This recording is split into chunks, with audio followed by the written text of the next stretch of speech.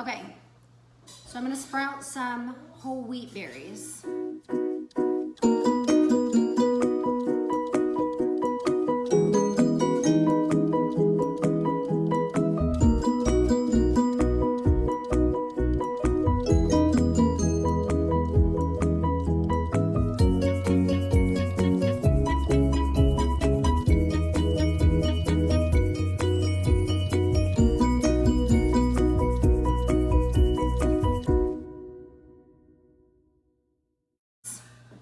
I've been buying these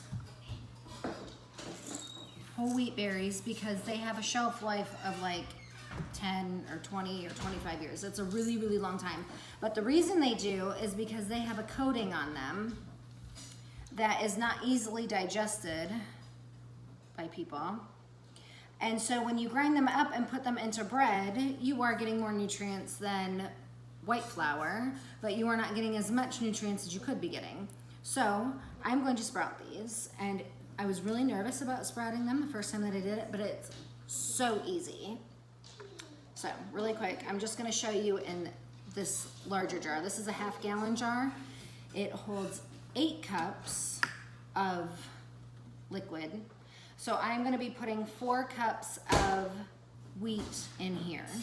And then I'm going to fill up I also have these other jars because I like to do as much as possible when I'm doing them. So let me show you this is a half a cup. So I'll put 8 half cups.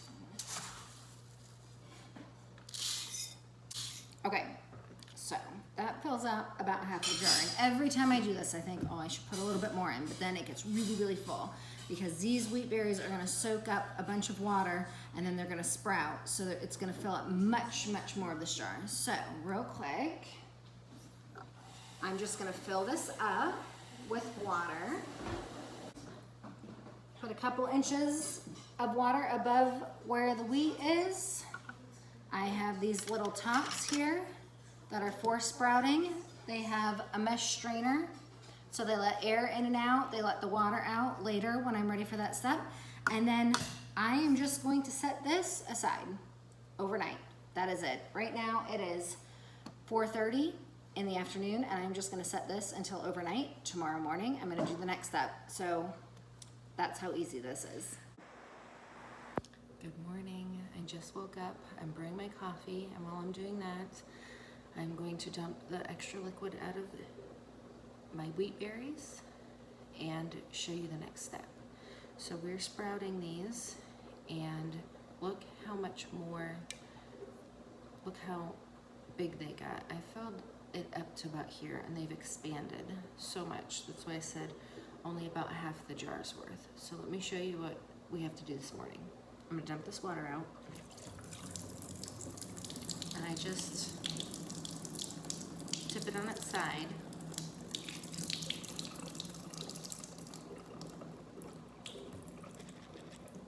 Some of the berries at the bottom get stuck, so, okay. And then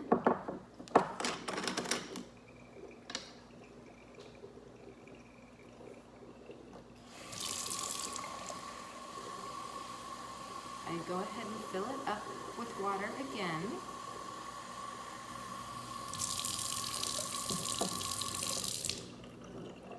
Okay, so now you can see it looks even more full because of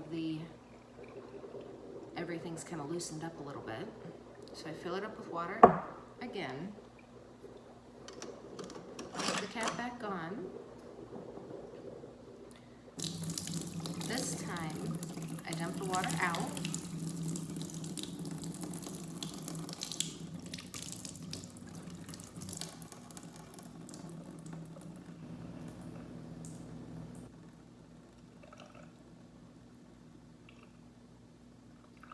And then, when it's just about draining out, there we go. It's all broken up here now, so that's good. Sometimes it gets packed up here a little bit. Okay, then I set it on my counter. Okay, that's where it's gonna stay.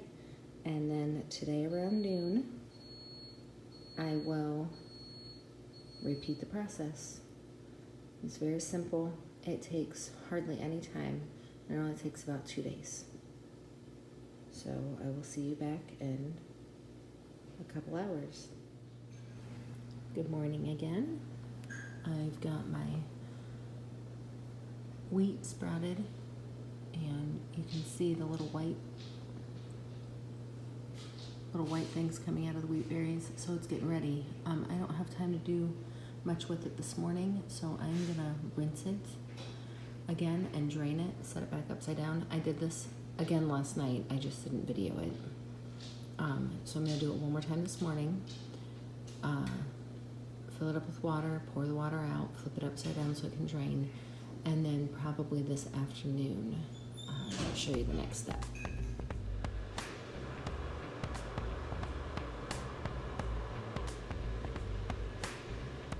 So now it's time to dehydrate the wheat berries so that I can make them into flour. I have a piece of parchment paper on the bottom rack because some of the wheat berries are small enough to fall through the little holes in my drying racks. I take a knife and get the wheat berries out of the jar because by this point they're really packed in there because of absorbing the water and sprouting. So after I get a decent pile of wheat berries on the drying rack, I will go ahead and spread it out evenly on the drying rack with my hands so that I can have them dehydrate evenly.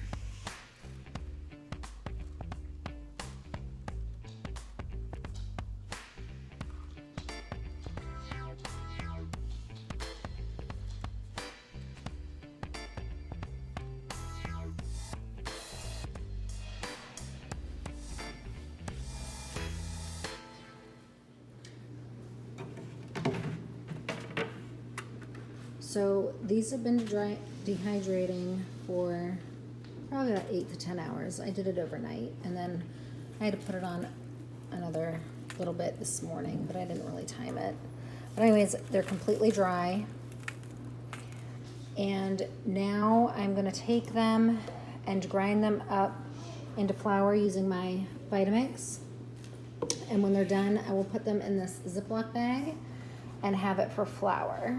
Keep this flour in the freezer, and that way it kind of keeps some more of its nutrients. So I usually sprout this and then put it in the bags, put it in the freezer, and then it's ready for what I want it. The other thing is when I make sourdough, I do not need to go through this process, so I can just have the grind the flour and use that flour. And the reason that I don't have to do that is because either sprouting or doing sourdough will break down the protective coating that is on the wheat.